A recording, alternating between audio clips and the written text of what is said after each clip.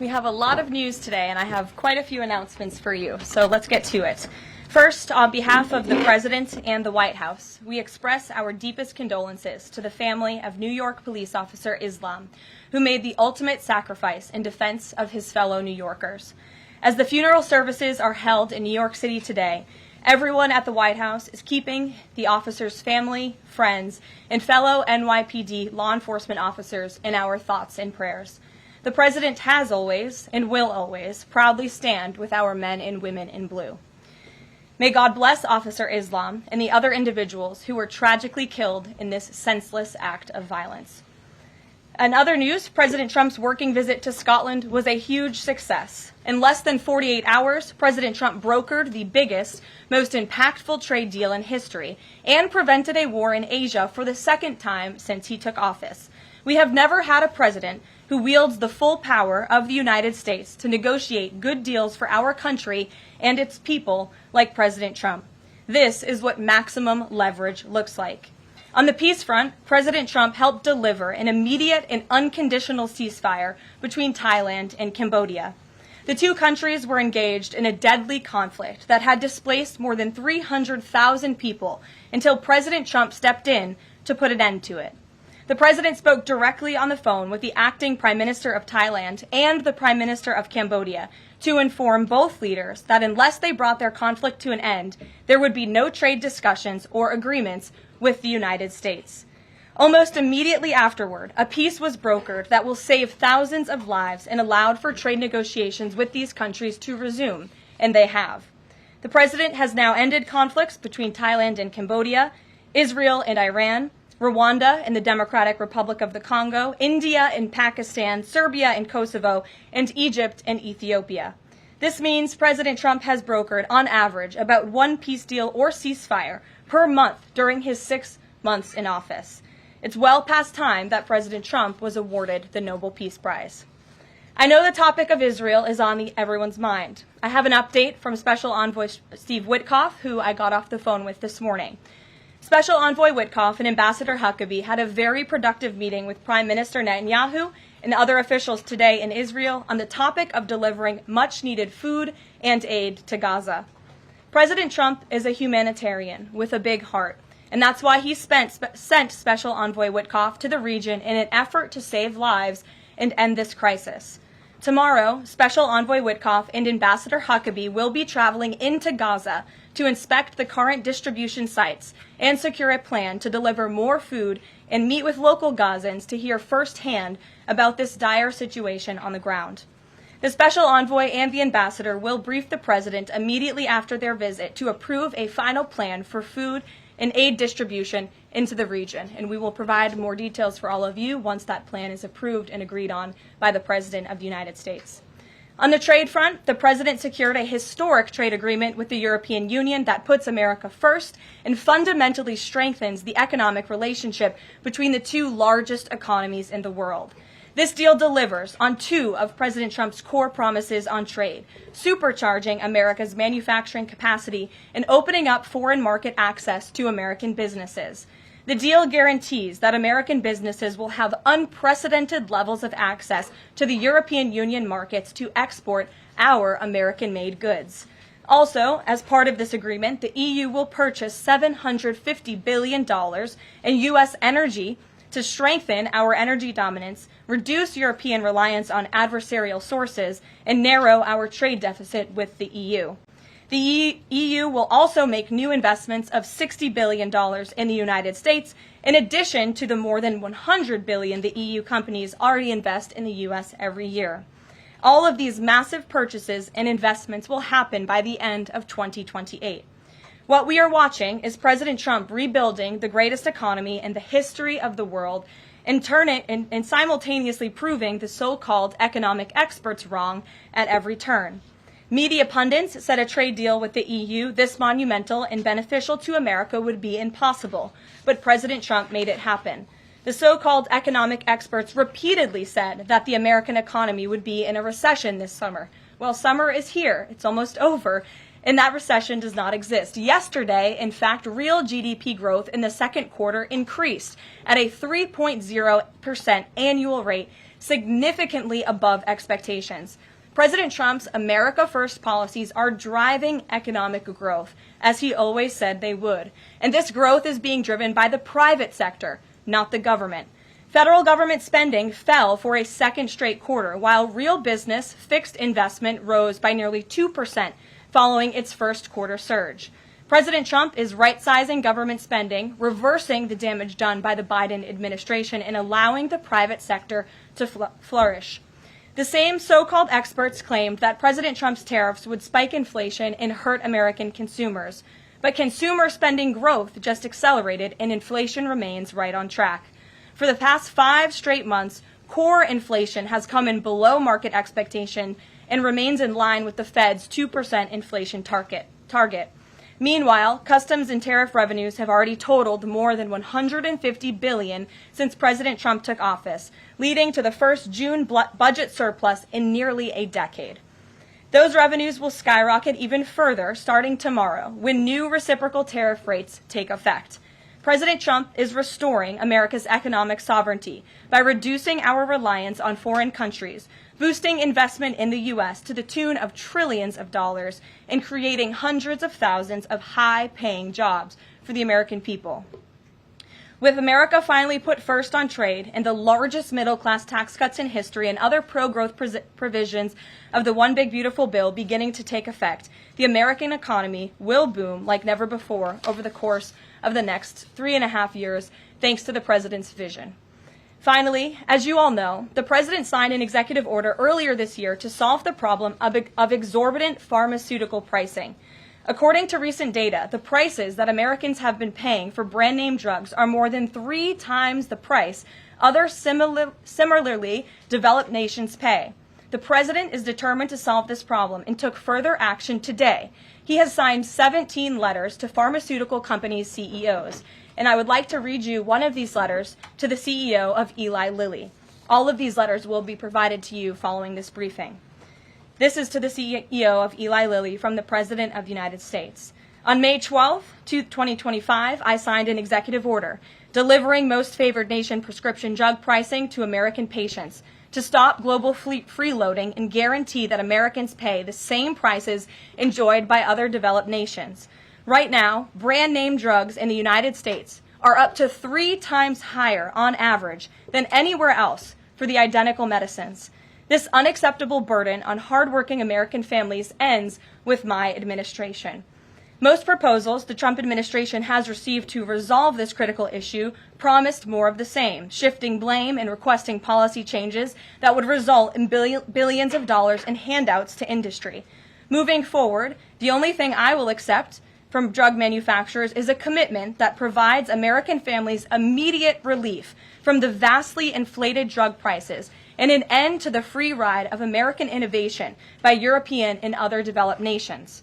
Accordingly, I'm calling on Eli Lilly and Company and every manufacturer doing business in our great country to take the following actions within the next 60 days. Extend the most favored nation pricing to Medicaid, guarantee most favored nation pricing for newly launched drugs, return increased revenues abroad to American patients and taxpayers, provide for direct purchasing at most favored nation pricing.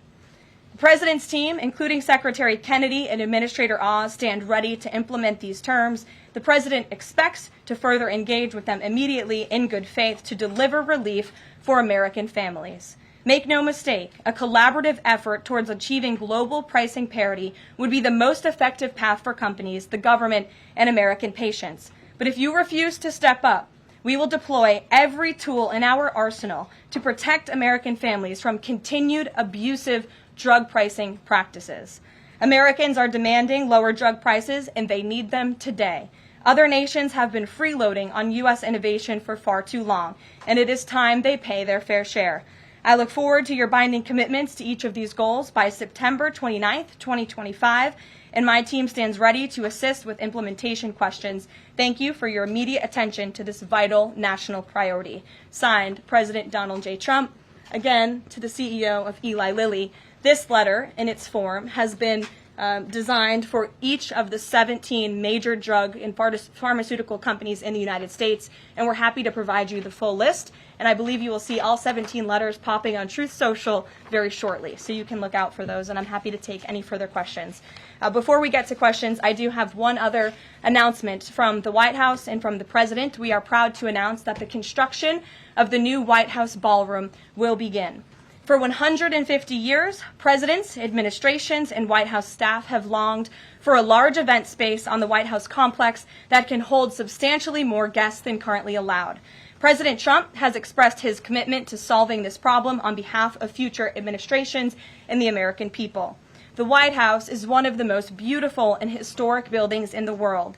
Yet the White House is currently unable to host major functions, honoring world leaders in other countries without having to install a large and unsightly tent approximately 100 yards away from the main building's entrance. The White House State Ballroom will be a much-needed and exquisite addition of approximately 90,000 total square feet of innately designed and carefully crafted space with a seated capacity of 650 people, which is a significant increase from the 200-person seated capacity in the East Room of the White House. In recent weeks, President Trump has held several meetings with members of the White House staff, the National Park Service, the White House Military Office, and the United States Secret Service to discuss design features and planning. President Trump has chosen McCreary Architects as the lead architect, which is well known for their classical architectural design and based right here in our nation's capital. The construction team will be headed by Clark Construction, and the engineering team will be led by AECOM. The project will begin in September 2025, and it is expected to be completed long before the end of President Trump's term. President Trump and other donors have generously committed to donating the funds necessary to build this approximately $200 million structure. The United States Secret Service will provide the necessary security enhancements and modifications. The White House Ballroom will be substantially separated from the main building of the White House, but at the same time, its theme and architectural heritage will be almost identical. The site of the new ballroom will be where the small, heavily changed and reconstructed East Wing currently sits. The East Wing was constructed in 1902 and has been renovated and changed many times, with a second story added in 1942. White House Chief of Staff Susie Wiles has provided the following statement. President Trump is a builder at heart and has an extraordinary eye for detail. The President and the Trump White House are fully committed to working with the appropriate organizations to preserve the special history of the White House while building a beautiful ballroom that can be enjoyed by future administrations and generations of Americans to come. In the White House, we will continue to provide the American public and all of you in the press with updates on this project at whitehouse.gov/visit. And if you go there shortly, you will be able to see renderings and visuals of what this ballroom will look like, both the exterior and the interior. I have provided some photos for all of you in the room today. This is the interior of the ballroom space. It's quite beautiful.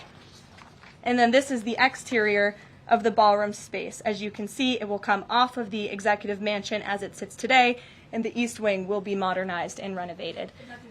We're happy to answer any further questions on that, Jennifer. Since you're so eager, I will go to you, but first, as always, I want to start with our new media seat, Ben Weingarten. Why don't you go ahead, Ben? Thank you.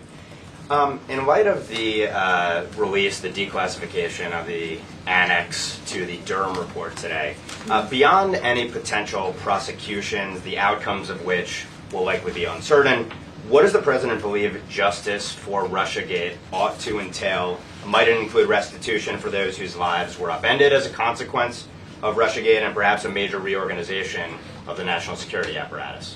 Well, I think a major organization of the national security apparatus, at least here at the White House within the National Security Council, has indeed taken place, and the President entrusts his current CIA director, John Ratcliffe, and our ODNI director, Tulsi Gabbard, to make the necessary changes to ensure classified intelligence, especially that could implement or hurt the national security of our country, does not make its way into the hands of irresponsible actors who want to politicize that intelligence for their own end. Since you brought up the declassification report that was put out by Senator Grassley today, I'm glad you brought it up, because this should be a story every outlet in this room should be covering.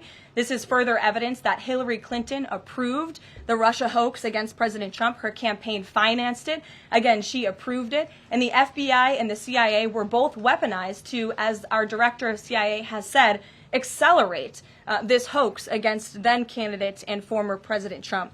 To answer the heart of your question, the president wants to see justice served, and he trusts the Attorney General and the Department of Justice to implement that justice and hold these people accountable. One more question, briefly, Sure. if I may, on a totally different topic.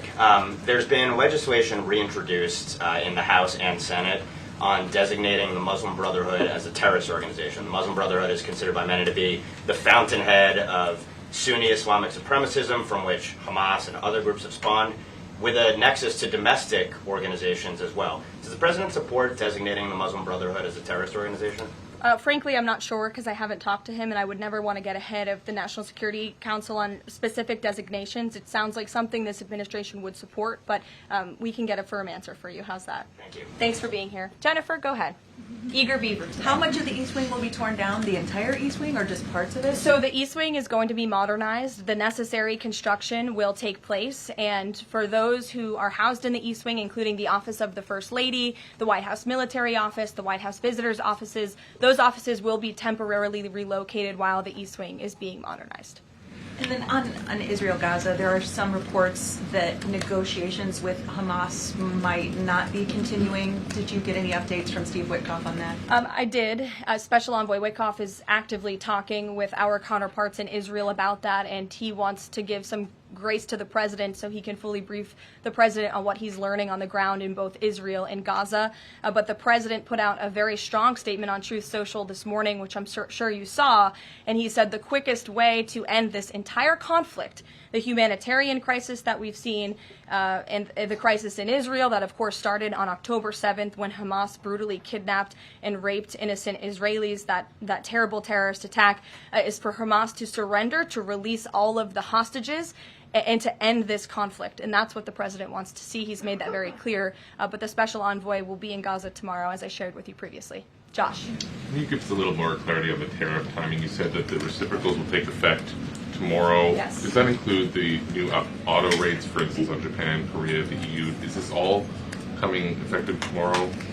So some of the countries you just mentioned, Japan, South Korea, they have bespoke trade deals that the president cut, which, just to backtrack for a second, Josh, we promised that the president would negotiate with countries all around the world to cut tailor-made trade deals depending on those countries' challenges, how badly they've ripped off the United States of America and our manufacturing industry and our workforce in the past. And he has done that. Of our 18 major trading partners, 2/3 of those trading partners have a deal. We've sent out 17 letters to countries around the world. And the rest of those countries that either do not have a deal or have a letter, they will be hearing from this administration by the midnight deadline tonight. So yes, tomorrow, August 1st, the reciprocal rates will be going into effect.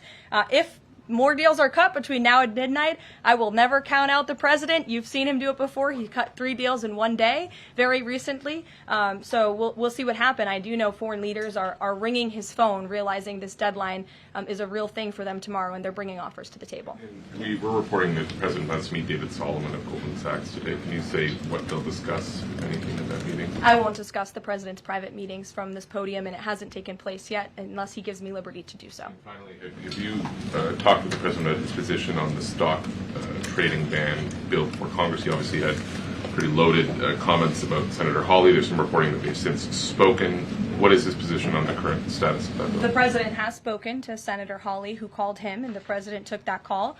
As the president said in the Roosevelt Room yesterday, conceptually, he of course supports the idea of ensuring that members of Congress and United States senators who are here for public service cannot enrich themselves. And the reason that this idea to put a ban on stock trading for members of Congress is even a thing is because of Nancy Pelosi. I mean, she is rightfully criticized because she makes, I think, $174,000 a year, yet she has a net worth of approximately $413 million. In 2024, Nancy Pelosi's stock portfolio, this was a fascinating statistic to me, grew 70% in 1 year in 2024, and her portfolio outperformed every single large hedge fund in that same year, and even more than doubled the returns of Warren Buffett's Berkshire Hathaway. So I think the president stands with the American people on this. He doesn't want to see people like Nancy Pelosi enriching themselves off of public service and ripping off their constituents in the process. As for the mechanics of the legislation and how it will move forward, the White House continues to be in discussions with our friends on Capitol Hill. Emily, in a new seat today. Thanks, Karoline. I wanted to ask about this report that the president wants to host a G20 meeting at Trump Durrell. How is he going to do that, considering all the preparations that have been going on in South Africa? And also, would that be seen as his businesses possibly profiting from hosting this kind of meeting? I would reject that premise entirely. We have announcements and details forthcoming on the G20, but my understanding is no firm announcement is ready to be made at this time. I did see the report, but we're not in a place to confirm it just yet. Michelle? Just on the tariffs, what are the logistics for imposing those? Does the president have to sign an executive order tonight? What's the timing on that? Yes, and he will be signing an executive order at some point this afternoon or later this evening. And as always, we'll keep you posted when that happens, and it will be released from our office. And there's some of these countries that have they all had contact with U.S. officials, or are there some countries that are going to get letters that have had no opportunity to negotiate with the United States? Well, there's a lot of countries that I know have reached out. I believe it's upwards of 200 countries around the world have reached out to the trade and tariff team. Of course, as I said previously and the president said, we're going to prioritize our key trading partners, which we have done. Like I said, of the 18, 2/3 of those we have cut these tailor-made deals with. But I do know that the trade team has been working around the clock to try to be in correspondence with as many countries as possible. But if they haven't heard from us yet, they will in the form of a letter or an executive order by midnight tonight. We'll go to the back. Sure, go ahead. In the back left. Thank you. Amanda, yes. Thank you very much. I have a ask about the U.S. Amanda, you can go ahead. U.S. and South Korea tariff negotiations. At the tariff negotiation between South Korea and the United States concluded yesterday. President Trump stated on his SNS, Truth Social, that he would announce the specific details of the investment in the United States at the South Korea-United States summit in 2 weeks. My question is this tariff negotiation a final agreement, or is further negotiation necessary? Well, yes, as you know, the president met with representatives of the Republic of South Korea here at the White House yesterday, and they did, in fact, reach a deal. And South Korea will pay a 15% tariff rate, including 15% on autos, while providing historic market access to American goods like autos and rice. Korea will purchase $100 billion in American energy by 2028. And the centerpiece of this deal is that South Korea has agreed to invest $350 billion at the president's direction to revitalize American industry. 90% of those profits will go to the United States government to help pay down our debt and for other matters at the president's choosing. So it was a very successful meeting yesterday. When is set up the further U.S.-South Korea summit day? I'll get you something on that. I don't have it at my fingertips. Okay. Amanda. Thank you, Caroline. There are a number of congressional Republicans who have raised the alarm about the fact that roughly 80% of pharmaceuticals are either manufactured or their precursors are manufactured in either China or India. There are some pieces of legislation, some recommendations, which include either onshoring, nearshoring, or friendshoring, those components of that. Do you know if the president intends to throw the weight of the executive behind that? I don't have any updates for you at this time. I do have an update on our EU trade deal. I stand corrected. It's not $60 billion in investments. It's $600 billion in investments. I want to make that very clear. And I personally watched the president behind closed doors with the European president in Scotland negotiating this deal. And he got the most juice out of that squeeze that he could. And he was constantly looking out for America's interests. So I just wanted to clarify that one point. Deanna. Thanks, Caroline. For the countries that don't have a deal yet, should we be looking at the April 2nd chart at all? Or is he negotiating and talking about having a set tariff rate, 10%, 20%? Those discussions are taking place with the trade team today, and again, we'll provide further guidance with that executive order once it is signed, and the answer to that question will be in that executive order. Is he looking to provide any more extensions today after his phone call with Mexico? Is there any other conversations like that? I do know that other foreign leaders around the world have reached out, and if the president decides to share the conclusions of those calls with all of you, he will do so himself. But I do want to reiterate what the president said about Mexico. Mexico is still paying tariffs. They're paying a 25% tariff on fentanyl, 25% tariff on cars, a 50% tariff on steel, aluminum, and copper. And additionally, Mexico has agreed to immediately terminate its non-tariff trade barriers, of which there are many. And as the president said, we will continue to talk to Mexico over the next 90 days with the goal of signing a larger trade deal. The key to this, again, is Mexico has agreed to terminate those non-tariff barriers and to continue to work with us in good faith. Mexico is a very unique situation of all the other countries around the world because, of course, we share our southern border with Mexico, which we've seen an increase in cooperation between Mexico's President Claudia Sheinbaum and our administration on clamping down on drug trafficking and human trafficking at the southern border. We appreciate those efforts and will continue to work in good faith and to continue to have these trade discussions as well. Joey. Yeah, thanks, Caroline. Just clarifying on a previous question. President Trump has indicated he's been looking at either 15% or 20% baseline universal tariff. Has he landed on one of those yet? I won't get ahead of the president on that baseline announcement. And then secondly, what did Treasury Secretary Bassett mean yesterday when he called the new Trump accounts for newborns a, quote, backdoor to privatizing Social Security? Does the administration view this new Trump accounts as a way to, in the long term, perhaps privatize Social Security? What the Secretary of Treasury was saying and what this administration believes is that these Trump newborn accounts, which is an incredibly creative and great provision that was in the One Big Beautiful Bill for newborn babies and families and future generations of Americans, will help supplement, not substitute, Social Security. The Trump administration is wholeheartedly committed to protecting Social Security. The president did it in his first term. He's doing it again in this term. But these newborn accounts are another revenue stream for young people to watch their money grow throughout their lives and to one day be able to access those funds so they can hopefully build a home and live the American dream. Jake. Just one follow-up on tariffs and then one not. Is the president at all considering extending the August 12th China deadline at all? Is that in consideration?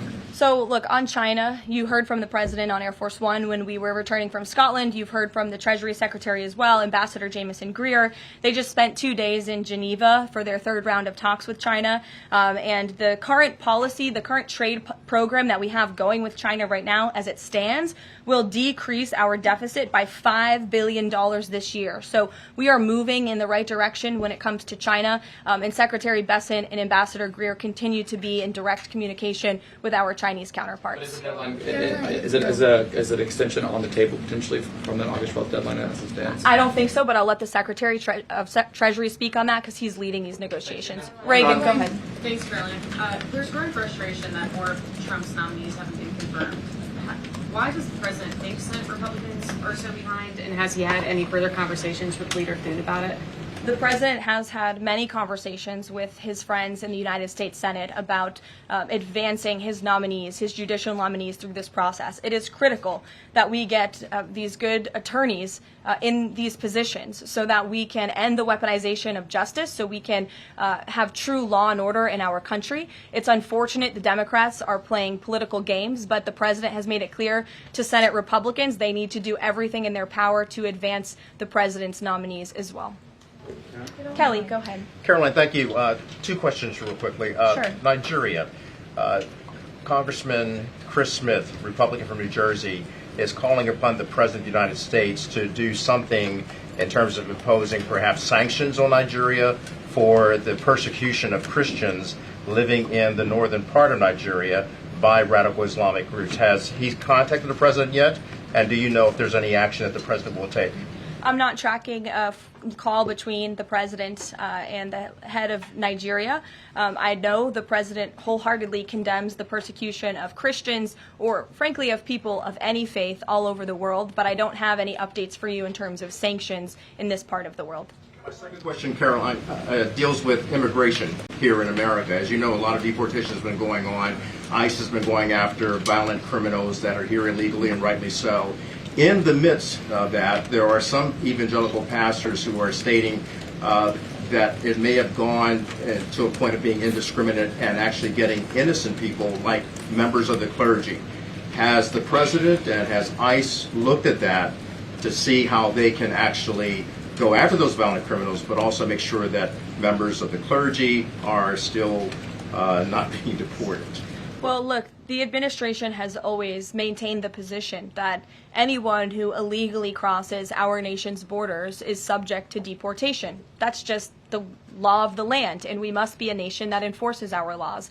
But the priority from ICE, of course, is to deport, detain, arrest, and remove violent illegal aliens and criminals from our country. And they have been doing that at the rate of thousands of illegal violent criminals every single week, especially in Democrat-run sanctuary cities where these illegal violent criminals have been given a safe haven and have essentially been immune from our nation's laws under the previous administration. That's not happening anymore because of this president and Secretary Noem in the Department of Homeland Security. And we are going to be a nation of laws. And as we've said repeatedly, if you came here illegally, you are subject to deportation. But the priority are those public safety threats that we must remove from our communities.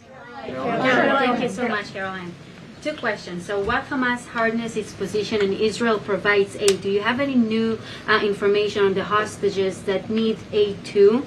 And second question, we heard President Trump criticize President Macron and Prime Minister Starmer for their statement about recognizing a Palestinian state. What is the president's position on recognizing a Palestinian state, and will he recognize Israeli sovereignty in Judea and Samaria? I can answer both of those questions for you. On the second question about a Palestinian state, the president expressed his displeasure and his disagreement with the leaders of France, the United Kingdom, and Canada. He feels as though that's rewarding Hamas at a time where Hamas is the true impediment to a ceasefire and to the release of all of the hostages. So to your first question, the president wants to see all of the hostages released. He cares deeply about this. He has met with many of the former hostages, many of the families of those who have loved ones who are still being held hostage in Gaza. I have met with them too. It is absolutely devastating what these poor people have been through, and the president is always thinking about them, and that's why he's designated his special envoy, Steve Witkoff, who's doing a tremendous job to release the hostages and to end this conflict. But the president has always said the last remaining hostages, now there are 20 living hostages in Gaza, will always be the hardest because Hamas is unfortunately using these innocent people as bargaining chips. But nevertheless, we are committed to seeing this come to an end. Elizabeth. Thanks, Caroline. Part of the settlement with Brown prohibits it from performing transgender procedures or prescribing hormone puberty blockers, that type of thing. Will eliminating these types of procedures be a priority for the Trump administration in negotiations with other universities? I can tell you that ending the chemical castration of children in our country is a priority of this administration. We've talked to many of these universities about it, but the president has also taken very strong action to cut off the funding for any medical institution in this country that provides those barbaric procedures. The Brown University agreement, since you brought it up, is yet another win to root out anti-Semitic behavior on our nation's college campuses and unlawful racial discrimination. Brown has agreed to no longer allow unlawful racial discrimination in admissions or university programming. They have agreed to provide access to all relevant data and information to rigorously assess compliance with its commitment to merit-based admissions, and they will pay $50 million over 10 years to state workforce development organizations that comply with anti-discrimination laws, supporting regional economic growth and career opportunities. Brown will also adopt the definitions of male and female from President Trump's executive order, defending women and gender ideology extremism for women's sports, programming, facilities, and housing. Brown will no longer perform gender reassignment surgeries on minors or prescribe them puberty blockers or cross-sex hormones. And Brown will take steps to improve the campus climate for Jewish students and combat anti-Semitism on their campus. This is yet another huge win for American students and for those who love our country and want to abide by our country's laws. On the topic of defending women from gender ideology extremism and helping women's sports, the president will be signing an executive order at 4 o'clock today with some very famous professional athletes whom I'm sure you all know. And that executive order will be focused on strengthening athletics in our country and making America healthy again. And we are going to re-implement the presidential fitness test in America's schools, which is, I think, something all Americans can get behind. So you'll hear from the president in 2 hours, and we will see you all there. Thank you.